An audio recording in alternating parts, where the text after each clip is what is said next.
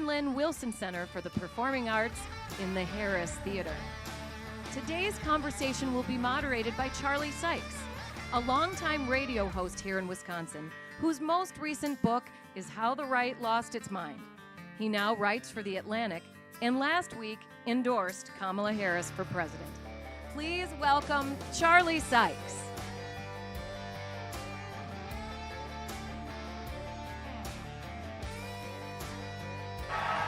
Thank you. Thank you. Hey, and welcome to this production of The Odd Couple. Okay, and it really is odd. I never thought that I would be here. You never thought that I would be here. But that's because this is not a normal election. This is not an election between Democrats and Republicans, liberals and conservatives. So that's why we're doing this, dogs and cats together in this strange moment. That's why we're having this conversation here in Brookfield, Wisconsin, crucial Waukesha County. But we're not going to be talking about a few things. We're not going to be talking about sharks and electrocutions. We are not going to be going through Tony Evers' 40-minute playlist and swaying to the music. We're not going to be talking about Jewish space lasers or Arnold Palmer's putting game. That's the other event down the road. The reason we're having this conversation, though, is that despite the clownishness, the stakes are so serious. This is election, again, not about the normal divisions in American politics, but about things like decency and democracy, the rule of law, whether or not we're going to shred the Constitution, and whether or not America will continue to be a shining city on the hill to the rest of the world. I don't think our guests tonight need any introduction, so I won't spend some time, but I do want to say this. Political courage is vanishingly rare in our world today. And I know of very few people more courageous than Liz Cheney.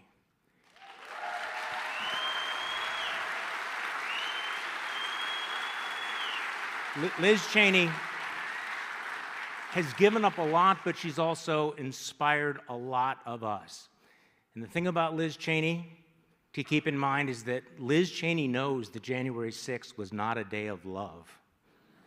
So please join me in welcoming to the stage Congresswoman Liz Cheney.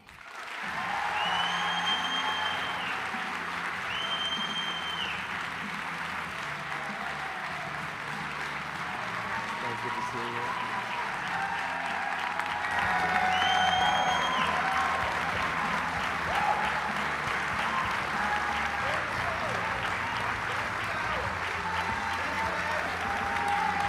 Thank you, Liz. And it is my great privilege and honor to introduce to you tonight someone who is here precisely because she believes we have to put country over party, the next President of the United States, Vice President Kamala Harris.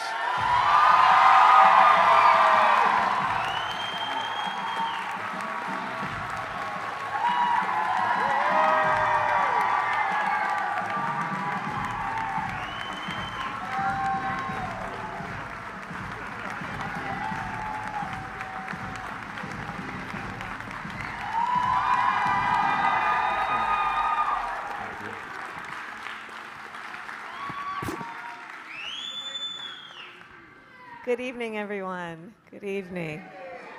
And Vice President, welcome back to Wisconsin. It is good to be back. You know, so Tony Evers, that's funny about his playlist. Is it really that long? No. Okay. Every time I land in Wisconsin, almost every time, Tony Evers, the governor, will meet me on the tarmac. And because I did live in Wisconsin when I was 5 years old, every time he will say, "Welcome home." So I do feel and have a connection to Wisconsin and feel a sense Actually, of we all connection. have connections to Wisconsin, which makes this event, I think, so important with 15 days to go. So let's just dive right into all of this. There are actually undecided voters out there.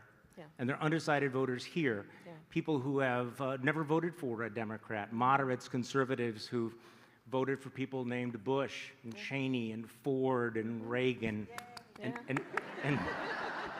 and Bob Dole. Yeah. Wow, that's a throwback, isn't it? But I guess the question is, what is your pitch to them? Why should they do something they've never done before? Why should they cross over party lines and vote for you? Well, I start from the belief, based on a lived experience, that the vast majority of us have more in common than what separates us. I also know that you all are here spending time that you could be spending doing a number of other things with all of the obligations you each have. And you are here because we together love our country. We love our country. And we believe in the foundational principles that are at stake in this election. I believe that when we think about who we are as the American people, there is more we have in common than what separates us when we think about what is at stake in terms of our democracy, rule of law, the Constitution of the United States, national security, the standing of our country in the context of the world. All of that is at stake. And I will share with you, Charlie, when I was in the Senate for those 4 years that I was there, my favorite committee was the Senate Intelligence Committee, and I'm going to tell you why. We would walk into that meeting in a SCIF, which is a secure room. We'd have to leave our cell phones outside. The press, with all due respect, were not allowed in, no cameras. People would walk in, Democrats and Republicans, take off their suit jacket, roll up their sleeves, and we'd dispense with who was a Republican and who was a Democrat. We were all Americans. We were all in that room with one singular purpose: to concern ourselves as our highest priority with the security and well-being of the United States of America. I think those things are at stake in this election.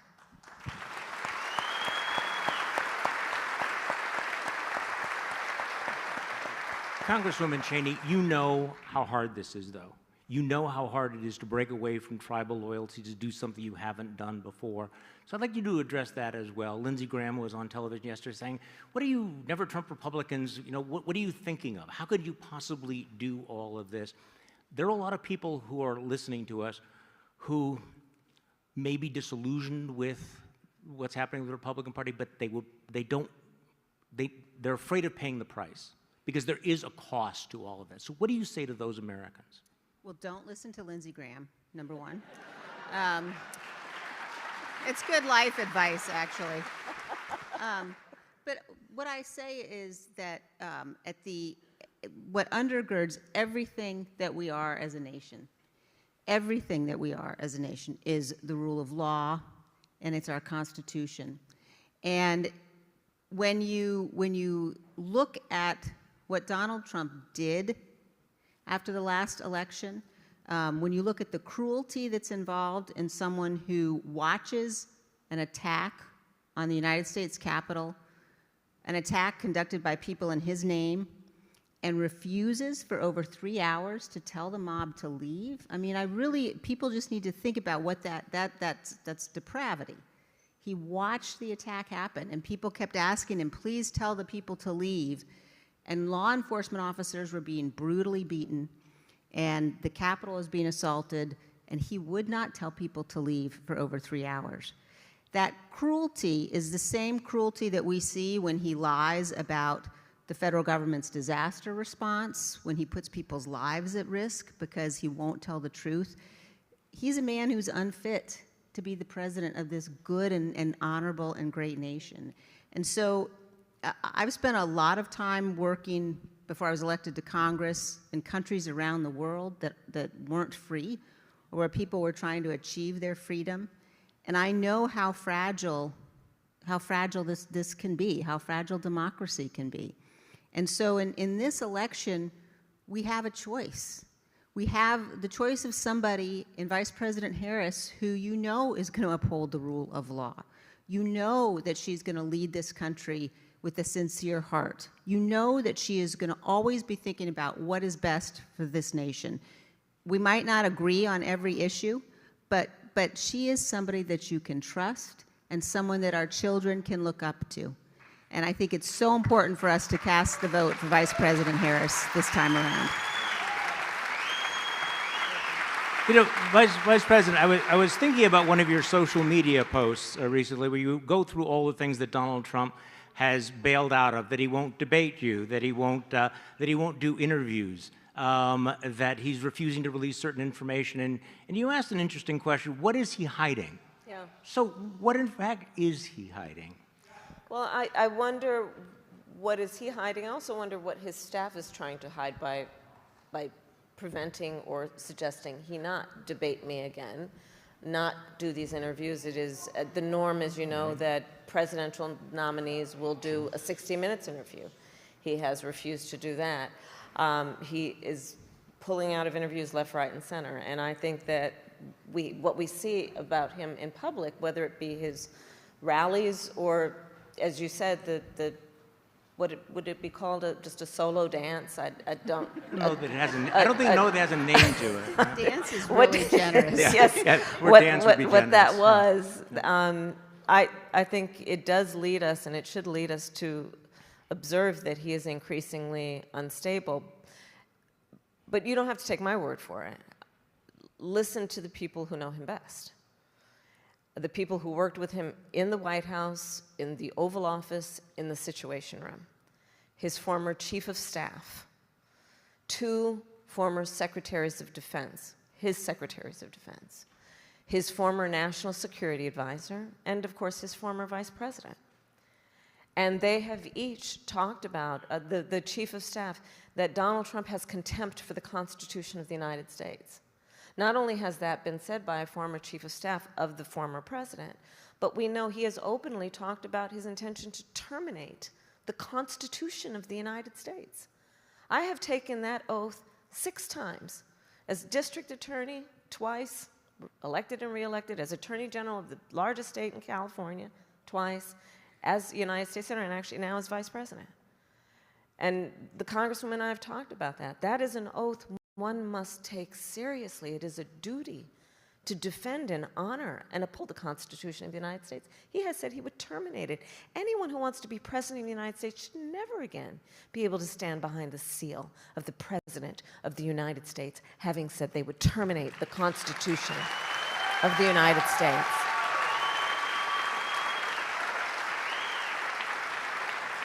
And again, most recently, the report is that the former chairman of the Joint Chiefs of Staff, a decorated general, said of Donald Trump that he is fascist to the core. These are the people who know him best, people who worked with him. And so, yes, we can talk about that moment on stage of the music and all that, but I think it's very important that we acknowledge, and I've said publicly, Donald Trump is an unserious man. And the consequences of him ever being president of the United States again are brutally serious. Brutally serious. To the Congresswoman's point, I have now, as Vice President of the United States, met over 150 world leaders, presidents, prime ministers, chancellors, and kings. Many of them multiple times we are on a first-name basis.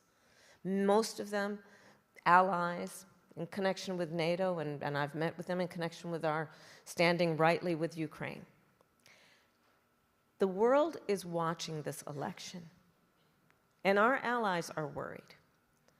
Because the reality is that when we as the United States of America walk in these rooms around the world, we walk in chin up, shoulders back, with the earned and self-appointed authority to talk about the importance of democracy and rule of law. And being a role model, this is a room of role models, we know as a role model, people watch what you do to see if it matches up to what you say. One of my very real fears, Charlie, to be candid, is I hope that we as the American people fully understand how important America is to the world.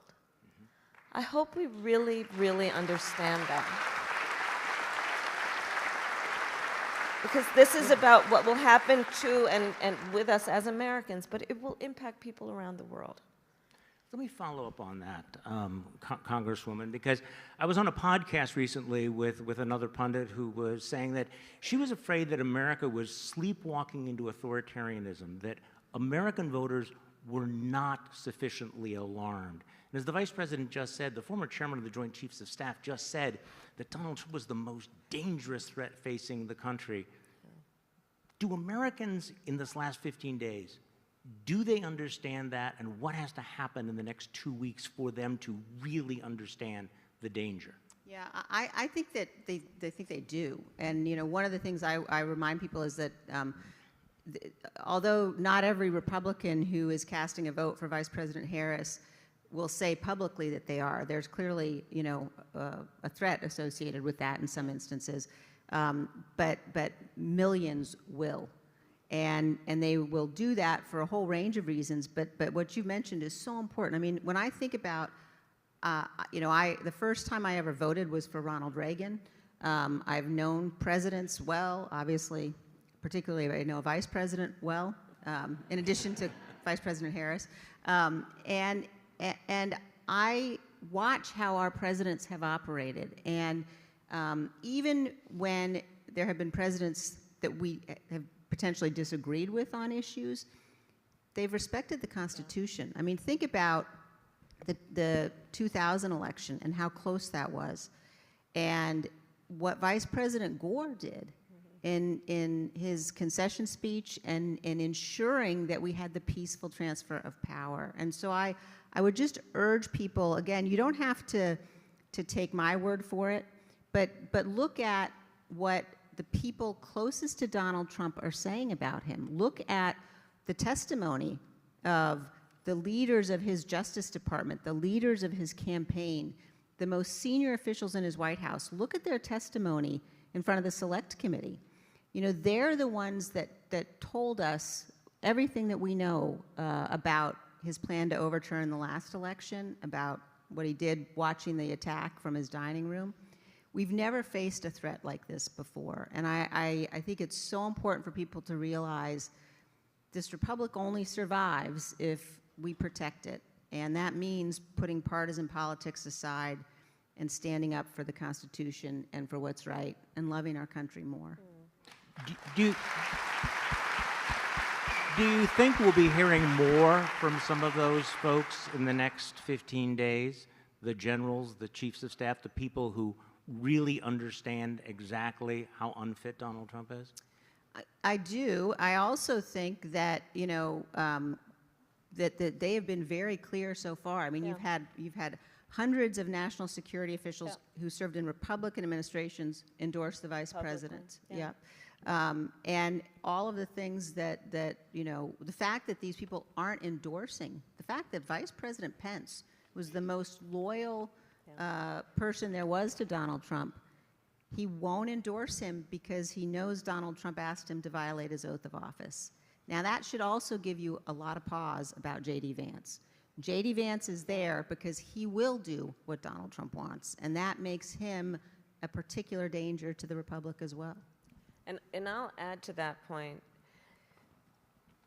Understand also what happened in the last few months when the Supreme Court essentially told the former president he will be immune from anything he does in office. So whereas before there was at least some threat of consequence and accountability, that no longer exists. And to the Congresswoman's point, imagine Donald Trump, based on everything we know about him and everything we see now and before, imagine him with no guardrails. Because all of those folks who worked with him before, they're not those who held him back, who attempted to ensure that he would follow the law, are no longer there. And we have the Supreme Court decision. So the stakes are very high. Okay, let's go to the audience for some questions. We have some undecided voters who have some questions for you, Madam Vice President. Let's go to Lisa Brockman from Madison. Lisa is a small business owner. Hi. Good evening. Thanks for taking my question. I have a question on reproductive freedom. Yeah. And I come from a conservative Christian pro-life family, and I was a Republican until Donald Trump's presidency. Like most Americans, I believe in a woman's right to choose. And with the overturning of Roe v. Wade, my 21-year-old daughter now has fewer rights than her mother or her grandmother's.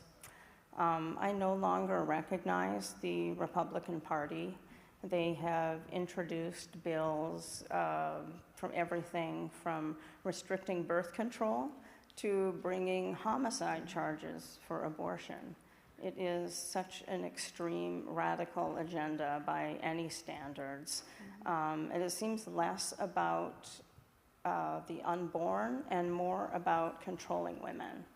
So my question is, what are your thoughts on this extremism, and how can we restore those fundamental human rights that have been taken away from the American women? Thank you.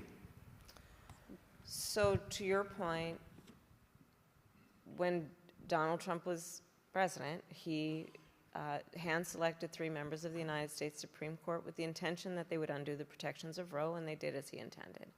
And now there are at least 20 states in our country that have criminalized healthcare providers, to your point. I mean, in Texas, the law provides for prison for life for a doctor, nurse, healthcare provider for doing what they believe is healthcare and in the best interest of their patient. Punishing women, I was actually just this week, just a few days ago, in the state of Georgia with the mother of a young woman who died because of Georgia's abortion ban, and she had to go to another state, and it's a long and very tragic story that did not have to be. And here's how I think about this issue. One does not have to abandon their faith or deeply held beliefs to agree that the government, these folks in a state capital, much less Donald Trump, should not be making this decision for her. If she chooses, she will talk with her priest, her pastor, her rabbi, her imam, but not the government. And I also have found, though, since the 2 years that the Dobbs decision came down that this happened, I have had conversations with a number of people who were opposed to abortion and remain opposed to it, but did not intend for the harm that we are seeing to happen. And I think as this decision came down and we are seeing the harm, there are more and more people who are agreeing that this should not be the government making this decision for women and their families. And the way that we will address this is eventually Congress needs to pass a law restoring those protections. And we need to agree that in our society, we should not have laws that are treating people in a way that is causing such harm. I'll give you another example of the harm that is going on. I started my career as a prosecutor. I have prosecuted everything from low-level offenses to homicides. But one of the reasons I became a prosecutor is because when I was in high school, I learned that my best friend was being molested by her stepfather. And so I said to her, you have to come live with us. I called my mother. My mother said, of course, and she did. And I made a decision early in my life that I wanted to do the work that was about protecting vulnerable people. There are some of these bans that include no exception for rape or incest. I have specialized in those kinds of cases. And the notion that we would tell a survivor of a crime that is a violation to their body, that they have no right to make a decision about what happens to their body next, I think that's just unconscionable. I think it's immoral. And so this is one of the issues that is at play. And when this issue has been on the ballot since the Dobbs decision came down, in so-called red states and so-called blue states, the American people have voted for freedom. Congresswoman Cheney, I'd like to get your thoughts on this as well.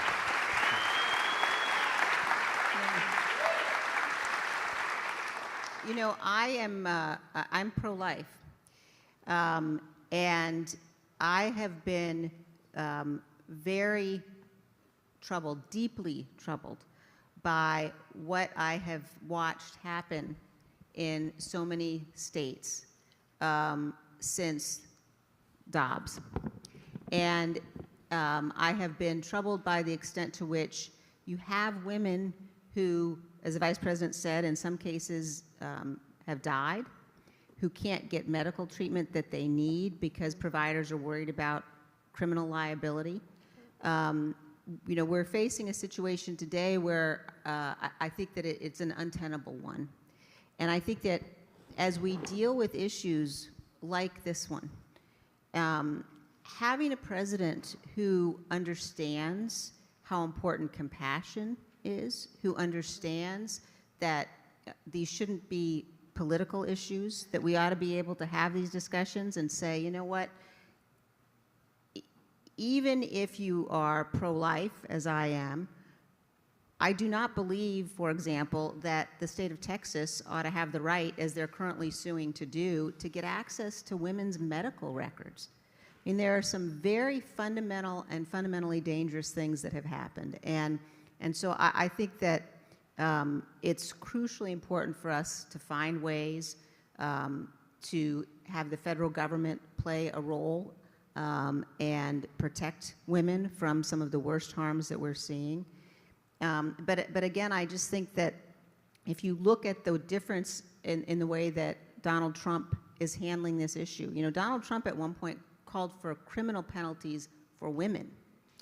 Now, he's been now trying to sort of be all over the place on this issue, although he expresses great pride for what's happened. And I think the bottom line on this, as on so many other issues, is, you just can't count on him. You cannot trust him. We've seen the man that he is. We've seen the cruelty, and America deserves much better. Thank you. Thank you, Lisa. So we have another question. Carolyn Mitchell from Waukesha has a question for the Vice President as well. Hi.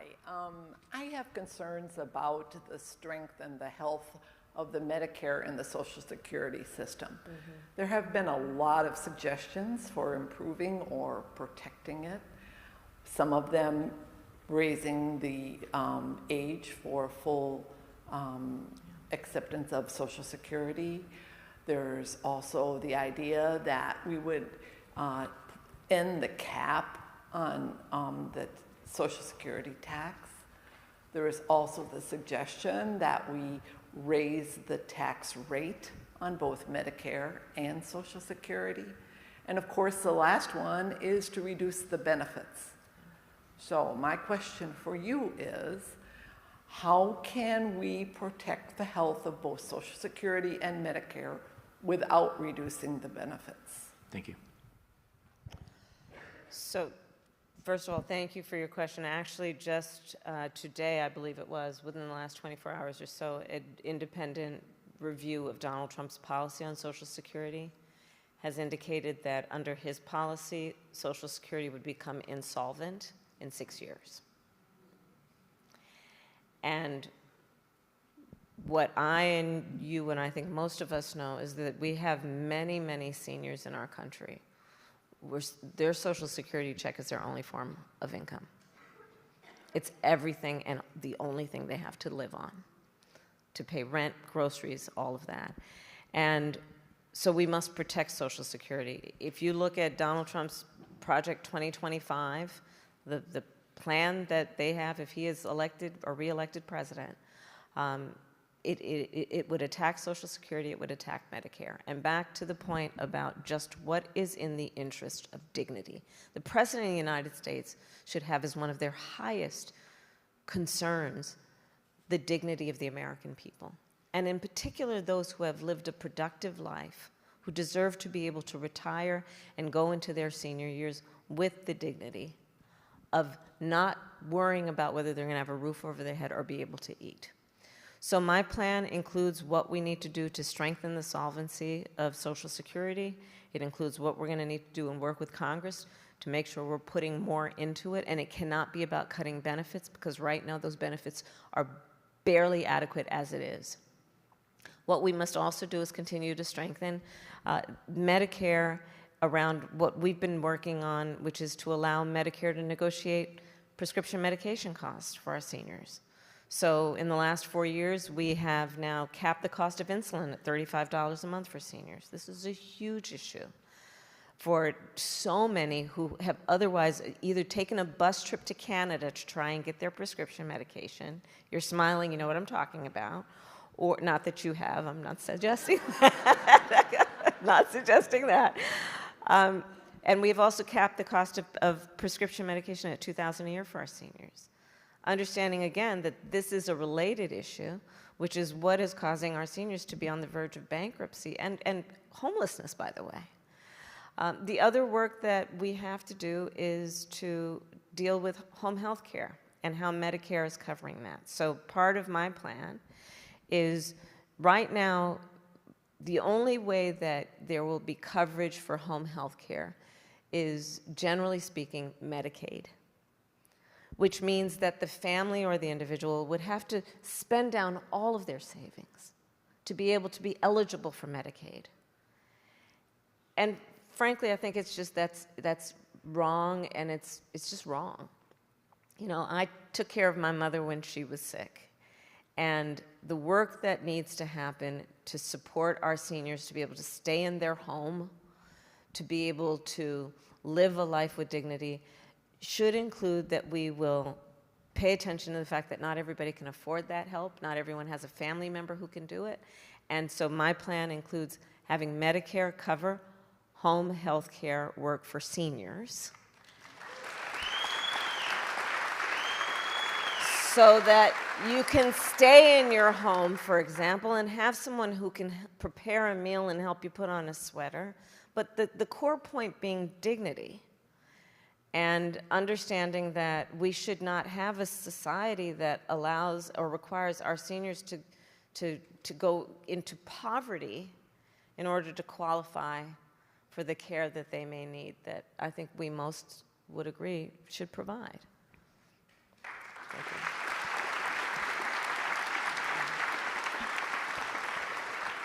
And we have another question from the audience from Dan. Dan Voberil, who is a retired school teacher, taught at MPS, and now lives in Waukesha. Again, a genuinely undecided voter, I understand. Thank you. Come on, Good Dan. evening. What did you say? I was told I was going to be an alternate, so I was a little worried about getting my question. But Take your time. Take your this time. is a question. I actually retired from MPS, but I currently teach, and I teach at a private Catholic school. I'm a Catholic, but I've also been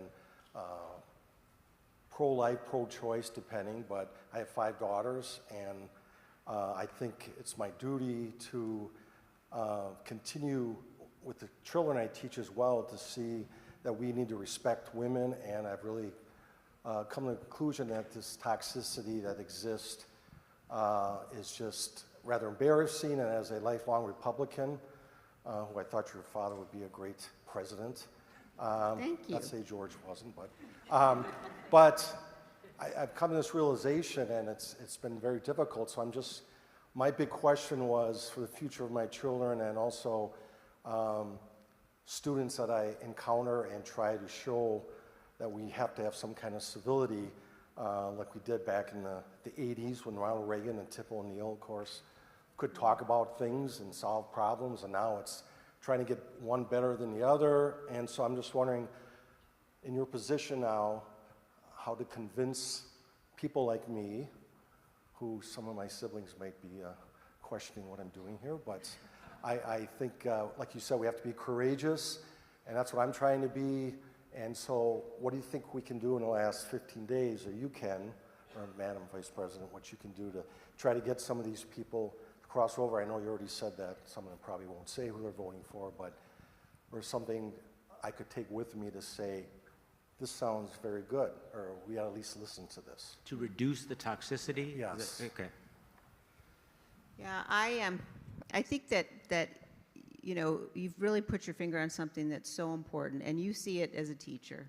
You know, any of us who are around young children, I see it as a mom. My kids aren't so young anymore, but you know, when they look at how elected officials, and in particular how Donald Trump is conducting himself now, that's not a lesson that anybody would look up to. And I think about it often from the perspective of the men and women who've worn the uniform of our country and who have sacrificed so much for our freedom.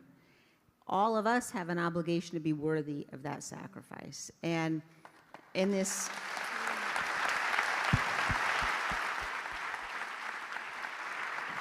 in this moment, there are millions of good and honorable people who Donald Trump has just fundamentally betrayed. And I think it's so important for people to think about this from the perspective of, the decision to give somebody the power of the presidency means that you're handing someone the most awesome and significant power of any office anywhere in the world. And you have to choose people who have character, choose people of good faith. The framers knew this. The framers knew that it was so important that, we take an oath, but that also fundamentally you had to have people of character. And Donald Trump has proven he's not one of those people by his actions. So, what I say to people is, look, for us to get back to a time where we are actually having policy debates and discussions and disagreements, we have to protect what undergirds all of this. And what undergirds all of it is the Constitution. And we have to be willing to say, as a nation, we're better than partisanship. And I say this as someone who spent a lot of years engaged in partisan battles. And there are important debates we have to have.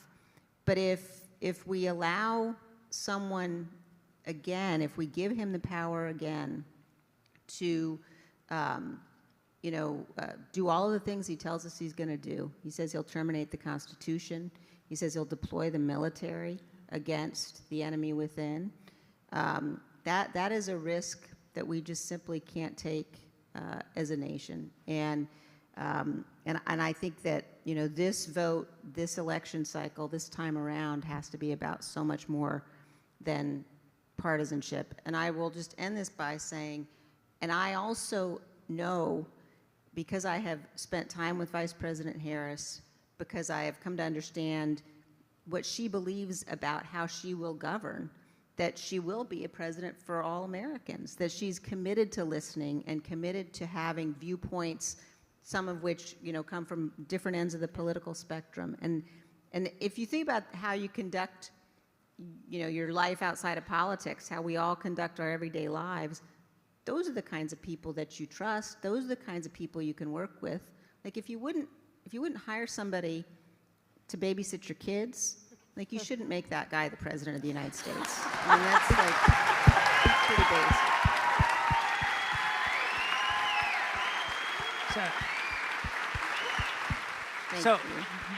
Madam Vice President, this question goes to the heart of our discussion tonight because it is not about politics. It's not about left versus right. We're talking about the culture and the impact, the coarsening of the culture, the way in which we have been taught to fear and hate one another, and how our debates have just devolved into sort of trolling one another. How do we get back from that? So I think that Dan raised, and Charlie, your point is really also hitting on. We have to tap into and rejoice, frankly, in the spirit of who we are as Americans. And we are an ambitious people. We have aspirations. We have dreams. We are optimistic by nature. And we, I think, value certain qualities in our leaders. To your point of being a teacher, those of us who are parents or parent in any form, the notion over the last several years coming from Trump and those who follow him, meaning people like who he's running with, not his voters, but just others, the notion that the measure of the strength of a leader is based on who you beat down is just wrong-headed. I think most of us would agree that the real measure of the strength of a leader is based on who you lift up. I think most of us would agree.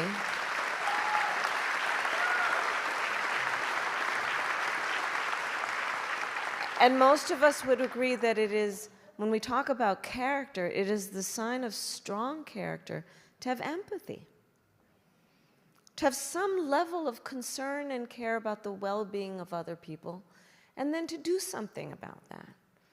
And I think there's so much about this election that calls into question whether we are on a track with a Donald Trump as president to actually teach and to show our children our definition of a leader. And is that it?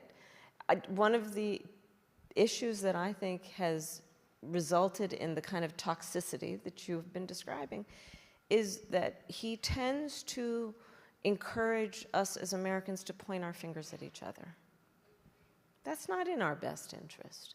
The vast majority of us have so much more in common than what separates us.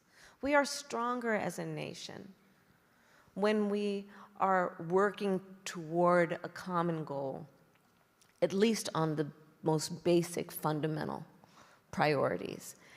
And I think in this election, you can look at, for example, how he presents in his events to know that he really does not have a plan for America that is about investing in our future, investing in our children, investing in our economies and new industries, investing in our relationships around the world.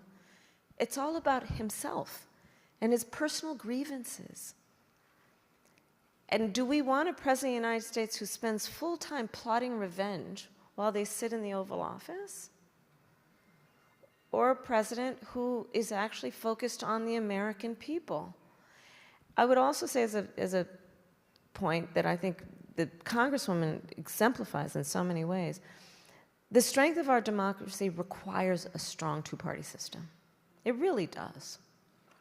It requires that we have healthy debate,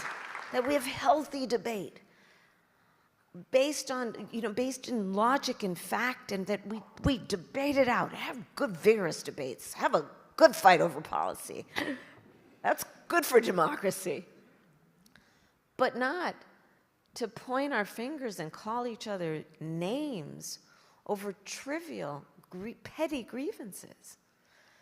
So I think all of that is at stake in this election, and tapping into the commonalities that we have around some of these fundamental principles, I think, is going to be key. Well, that's why the stakes are so high, right? Because the presidency is a role model, but America is a role model to the rest of the world. Yes. So in the very short amount of time we have left, Congresswoman Cheney, just talk a little bit more about the stakes for the world. We haven't talked about the stakes for the future of Ukraine, NATO, of all the other democracies who are looking to us. They're so high, Charlie. And, America's safety and security depends upon America leading, and it depends upon allies. Yeah. And when you have someone who is erratic and chaotic and unstable, that puts all of us at risk. I tell people often, I spend a lot of time working on national security issues, and when people that I know in the Republican Party tell me they might be considering voting for Trump from a national security perspective, I ask them, go look at his national security policies. Please go look at them, because what he's proposing in terms of withdrawing from NATO, welcoming Vladimir Putin to attack our NATO allies, he praises Kim Jong-un, the leader of North Korea, and President Xi of China, and Putin of Russia. And if you listen to him, he doesn't just praise those people generally. He praises them for their cruelty, yep, for their tyranny. Yep. That's not who we are as a nation. It's not who we are. And the world needs us to be better, and our own security and our own freedom requires that we have a president who understands America has to lead, and that our strength comes both from our greatness and also from our goodness. And that's Vice President Harris. And just to, thank you. You get the last word. But just as a point of emphasis on this important point, understand that this is an individual, Donald Trump, who is easily manipulated by flattery. And we've seen that. Don't forget he dared to even consider inviting the Taliban to Camp David. Remember all this, the love letters with Kim Jong-un. Let's remember what we just most recently, what was reported. During the height of COVID, Americans were dying by the hundreds a day. Nobody could get their hands on COVID tests. You remember what that was. During that time, he secretly sent COVID tests to Vladimir Putin for his personal use. On the issue of Ukraine, he says, oh, well, I'd solve that in a day. Well, I don't think we as Americans think that the President of the United States should solve an issue like that through surrender. And understand that's what would happen. Understand that's what would happen. Vladimir Putin would be sitting in Kyiv if Donald Trump were president. And understand what that means.